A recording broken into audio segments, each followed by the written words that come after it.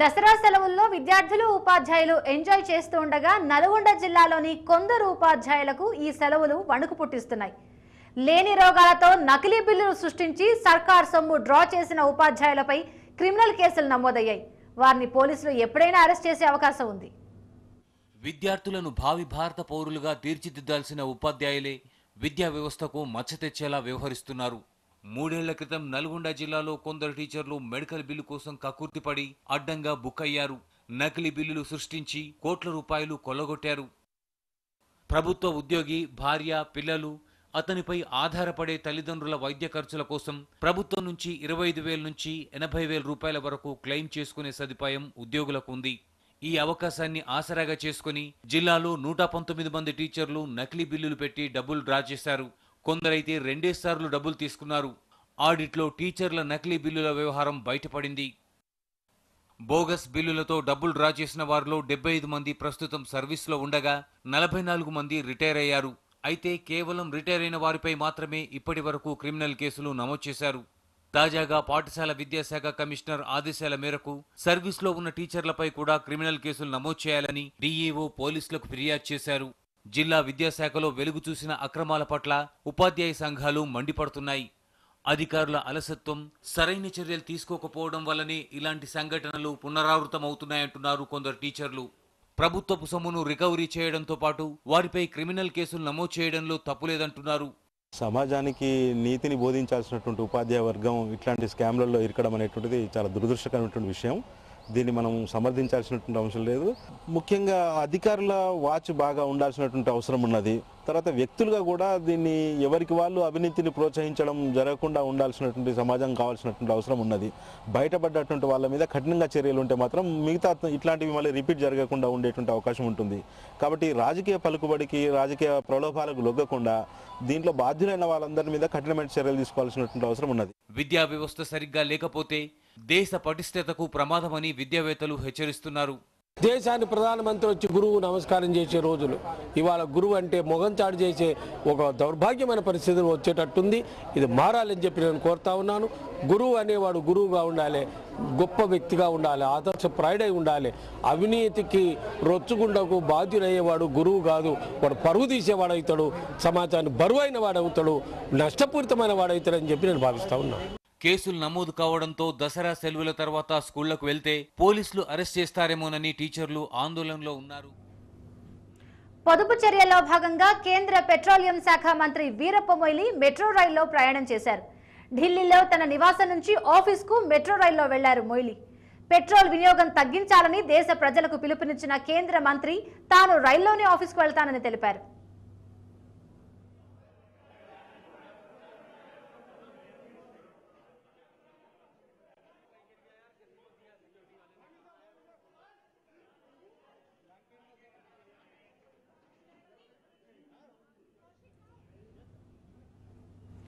ఆ బరువును భక్తితో మోస్తారు, ఆ భారాన్ని భాగ్యంగా భావిస్తారు. బ్రహ్మోత్సవాల్లో బ్రహ్మాండ నాయకుడి వాహనానికి వారి పాదాలే చక్రాలు. లోకంలోని తన భక్తుల భారాన్ని మోసి ఆ దేవదేవుడిని మోస్తున్నామని గర్వంగా చెబుతూ ఉంటారు వారు. శ్రీవారిని మోసే అవకాశం తమకు దక్కడం పూర్వజన్మ సుకృతం అంటారు వాహన బేరర్లు. శ్రీవారి వాహన బేరర్లపై స్పెషల్ రిపోర్ట్. భక్తులు కోరిన కోరికలు తీర్చే శ్రీనివాసుడిని తమ భుజస్కంధాలపై తీసుకెళతారు. 3 టన్నుల బరువును సునాయాసంగా మోస్తుంటారు. శ్రీవారు, గొడుగులు, అర్చకులు, వాహనం అన్నీ కలిపి 3,000 కిలోల పైనే ఉన్న వారికి ఇసుమంతైనా బరువనిపించదు. వెంకటేశ గోవింద, శ్రీనివాస గోవింద నామస్మరణల మధ్య అలు పెరగకుండా స్వామిని ఊరేగిస్తారు. భక్తులకు దర్శన భాగ్యం కలిగిస్తారు. ఈనాడు ఇక్కడికి వచ్చే వేలాది కోట్లాది మంది భక్తులకి స్వామివారి దర్శనాన్ని కన్నుల పండుగగా మనకు బ్రహ్మోత్సవాలు నడపడానికి, ఈ జరిగే బ్రహ్మోత్సవాల్లో వాహనాల సేవల్ని తిలకింపజేయడానికి కారకులు ముఖ్యంగా ఈ వాహనాలు మోసే వాళ్ళని నా ఉద్దేశం. వాళ్ళ జీవితాలే ధన్యమని కూడా భావిస్తున్నాం. వీరు ఈ దగ్గర ఒక్కొక్క వాహనం వచ్చి 3 టన్నులు బరువు వస్తుంది. వాహనంలోని అర్చకులు, దానిపై గొడుగులు, ఆ వాహనానికి ఉపయోగించే చెక్కలు, తండ్లు, తర్వాత స్వామివారి నగలు కానీ స్వామివారు కానీ ఇవన్నీ కూడా 3,000 కిలోలకి తగ్గకుండా ఉంటుంది ఒక్కొక్క వాహనం. ఆ 3000 కిలోలు కూడా వాళ్ళు సునాయాసంగా భుజాల మీద మోసుకొని వెళ్ళిపోవడం అంటే వాళ్ళకి భగవంతుడే ఆ శక్తిని ప్రసాదిస్తున్నాడు. నిత్య కళ్యాణం పచ్చతోరణంగా బాసిల్లుతున్న తిరుమల శ్రీనివాసుడికి ఏడాది పొడవునా ఉత్సవాలు, ఊరేగింపులు నిర్వహిస్తూనే ఉంటారు. రోజువారీ సేవలు, వారాంతం సేవలు, వార్షిక సేవల పేరుతో ఏడాది పొడవునా శ్రీవారికి ఉత్సవాలు జరుగుతూనే ఉంటాయి. అందుకే ఏడుకొండల వాడిని ఉత్సవ ప్రియుడిగా కొలుస్తారు భక్తులు. ప్రపంచాన్ని దేవుడు మోస్తున్నాడు, కానీ దేవుడు మేము మోస్తున్నామంటే మాకు దానికి మించి ఇంకా వేరే చెప్పనక్కర్లేదు. ఈ యావత్ మంది చూసే వాళ్ళకన్నా మేము గొప్ప వాళ్ళని మేము అనుకుంటున్నాం, వాళ్ళు కాదు, మేము అనుకుంటున్నాం. ఆ అదృష్టాన్ని మాకు కల్పించినాడు కాబట్టి ఏ జన్మలో ఈ అవకాశం వస్తుందో రాదో అని ఎదురు చూస్తున్నాం. అటువంటి అవకాశం ఇంకా రాదో వస్తుందని మేము చెప్పలేము. మాకు ఈ అవకాశం వచ్చింది కాబట్టి చాలా సంతోషిస్తున్నాం.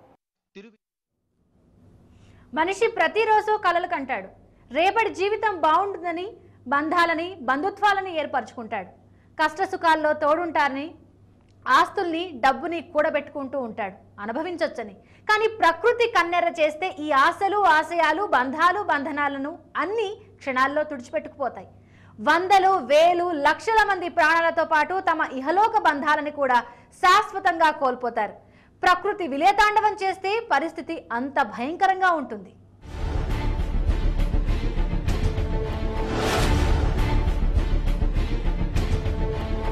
హిమాలయాలు భారత్ వెన్నులో వణుకు పుట్టిస్తున్నాయి. కంచే చేనుమేసిన చందంగా రక్షణగా ఉన్న ఈ శ్వేత పర్వతాలే మనల్ని కబళించే ప్రమాదముంది. హిమగిరులు కనుక కంపిస్తే భారత్ శ్మశానాల గడ్డగా మారుతుందని అధికార నివేదికలు ఎన్నో వచ్చాయి. వందలు, వేలు కాదు, ఏకంగా లక్షలాది మంది చనిపోయే అవకాశం ఉందని ఈ నివేదికలు చెప్తున్నాయి. మొన్నటి వరకు భూగర్భ శాస్త్రవేత్తలే ఇలాంటి అభిప్రాయాల్ని, అంచనాల్ని వెల్లడించేవారు. కానీ ఇప్పుడు ఈ విషయాన్ని నేషనల్ డిజాస్టర్ మేనేజ్మెంట్ అథారిటీయే స్వయంగా ధృవీకరిస్తోంది. హిమాలయాల్లో కనుక రిక్టర్ స్కేల్ తీవ్రత 8గా ఉన్న భూకంపం సంభవిస్తే భారత్లో పెను విధ్వంసం ఖాయమని ఈ సంస్థ హెచ్చరిస్తోంది. ఏకంగా 8 నుంచి 10 లక్షల మంది మృత్యువాత పడే అవకాశం ఉందని ఎన్డీఎంఏ చెప్తోంది. హిమాలయాల్లో తీవ్రమైన భూకదలికలు జరిగితే అప్పుడు సంభవించే ప్రళయం కాశ్మీర్ నుంచి అరుణాచల్ ప్రదేశ్ వరకు ఉన్న అన్ని ఉత్తర ఈశాన్య రాష్ట్రాలని అతలాకుతలం చేస్తుంది.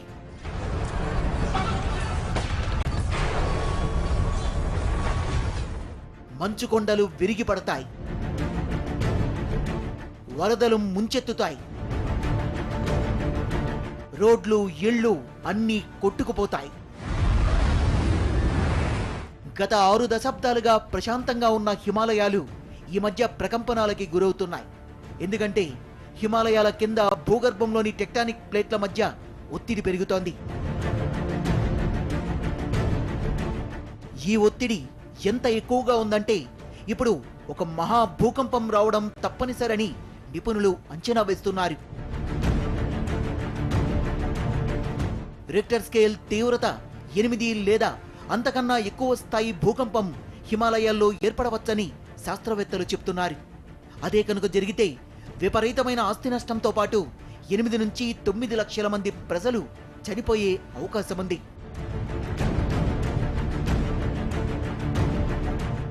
ఎన్డీఎంఏ నివేదికతో కాశ్మీర్ నుంచి అరుణాచల్ ప్రదేశ్ వరకు ఉన్న ఉత్తర ఈశాన్య రాష్ట్రాలన్నీ అలర్ట్ అయ్యాయి.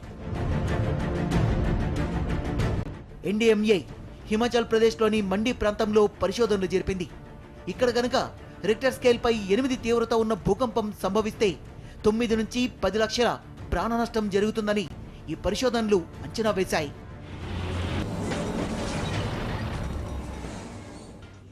ఎన్డీఎంఏ అంచనాలు సరే, మహాభూకంపం రాబోతుందని శాస్త్రవేత్తలు ఎలా చెప్పగలుగుతున్నారు? అందుకు శాస్త్రీయత ఆధారాలు ఉన్నాయా? హిమాలయాల్లోని భూమి ఎందుకు కంపనాలకు గురవుతుంది? వీటన్నిటి వెనక ఒక సత్యం ఉంది. అదేంటంటే మన దేశం ఆసియా ఖండంలో భాగం కాదు. అదేంటి భారత్ ఆసియాలో భాగం కాకపోవడం ఏంటి అనుకుంటున్నారా? ఆ సంగతే ఇప్పుడు తెలుసుకుందాం. హిమాలయాలకు భూకంపాలు కొత్తేమీ కాదు. హిమాలయాల్లో 1897 నుంచి 1950 మధ్యకాలంలో 4 పెద్ద భూకంపాలు సంభవించాయి. 1897లో సిలాంగ్లో, 1905లో కాంగడాలు, 1934లో బీహార్లో, 1950లో అస్సాంలో 8 కన్నా ఎక్కువ తీవ్రత గల భూకంపాలు సంభవించాయి. అయితే 1950 నుంచి హిమాలయ ప్రాంతాల్లో ఇంత తీవ్రస్థాయి భూకంపాలు ఇప్పటి వరకు సంభవించలేదు. ఇలా సంభవించకపోవడమే ఇప్పుడు శాస్త్రవేత్తల ఆందోళనకి ఆజ్యం పోస్తోంది. శాస్త్రవేత్తల థియరీ ప్రకారం ఒక ప్రదేశంలో తీవ్రమైన భూకంపం వస్తే అదే ప్రదేశంలో ప్రతి 100 సంవత్సరాలకి తీవ్రమైన భూకంపం వచ్చే అవకాశం ఉంది. 1905లో హిమాచల్ ప్రదేశ్లోని కాంగడాలో భూకంపం వచ్చినప్పుడు ఆ ప్రదేశంలో ఒక్క భవనం కూడా నిలబడలేదు. రిక్టర్ స్కేల్పై 7.9గా నమోదైన ఆ భూకంప ప్రభావం సిమ్లా, డెహ్రాడూన్ల వరకు వ్యాపించింది. 1 లక్షకి పైగా భవనాలు కుప్పకూలిపోయాయి. సుమారు 20,000 మంది మృత్యువాత పడ్డారు.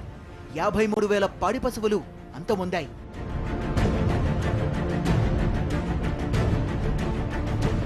(1905) ఘటన జరిగి 108 సంవత్సరాలు కావస్తోంది. అంటే 100 సంవత్సరాలు దాటి 8 ఏళ్లు అవుతోంది. ఇప్పటికే ఓ మహా భూకంపం సంభవించాల్సి ఉంది. భూకంపం అనే టైం బాంబ్ ఇప్పుడు హిమాలయాల్లో టిక్ టిక్ మంటోంది. అది ఏ క్షణాన్నైనా పేలొచ్చు.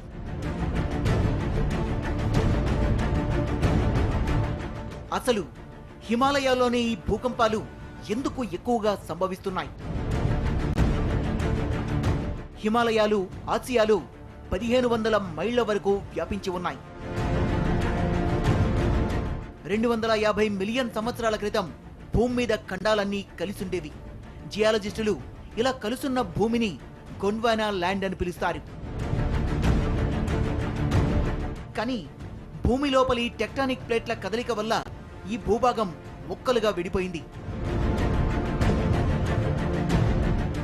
80 మిలియన్ సంవత్సరాల క్రితం భారత్ ఈ గొండ్వానా ల్యాండ్ నుంచి విడిపడింది.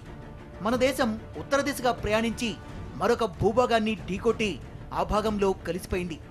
ఆ భాగమే ఇప్పటి ఆసియా. భారత్ మిగిలిన ఆసియా భూభాగంతో ఢీకొట్టడం వల్ల ఆ సరిహద్దు వెంబడి భూమి పైకొచ్చింది. అలా పైకొచ్చిన భూఖండమే హిమాలయ సానువులయ్యాయి. అయితే భారత్ భూగర్భంలోని ఇండియన్ టెక్టానిక్ ప్లేట్, ఆసియా భూగర్భంలోని యూరోషియన్ ప్లేట్లు ఇప్పటికీ పూర్తిగా సర్దుకోలేదు. ఇండియన్ టెక్టానిక్ ప్లేట్లు యూరోషియన్ ప్లేట్ కన్నా కిందన ఉండి ఇప్పటికీ యూరోషియన్ ప్లేట్ లోపలికి చొచ్చుకుపోతున్నాయి. దీనివల్ల ఒక ఆసక్తికరమైన ఘటన జరుగుతోంది. హిమాలయాలోని ఎవరెస్ట్ శిఖరం ప్రతి సంవత్సరం 1/4 అంగుళం ఎత్తు పెరుగుతోంది.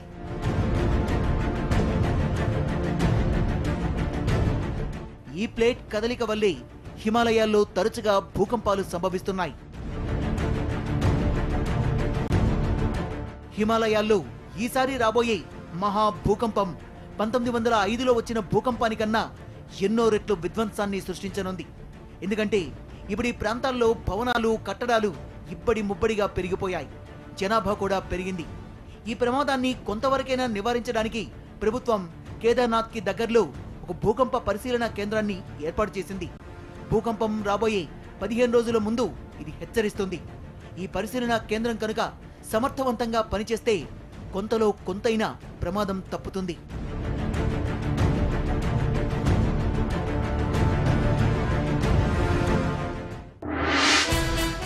బాబు ఎన్నికల కోడ్ ఉల్లంఘించారు. ఈసీకి ఏపీ భవన్ కమిషనర్ లేఖ.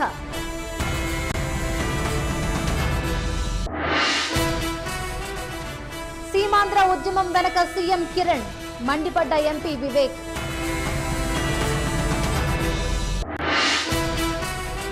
విశాఖ పరిధిలో పలు రైళ్లు రద్దు, ఇబ్బందులు పడుతున్న ప్రయాణికులు.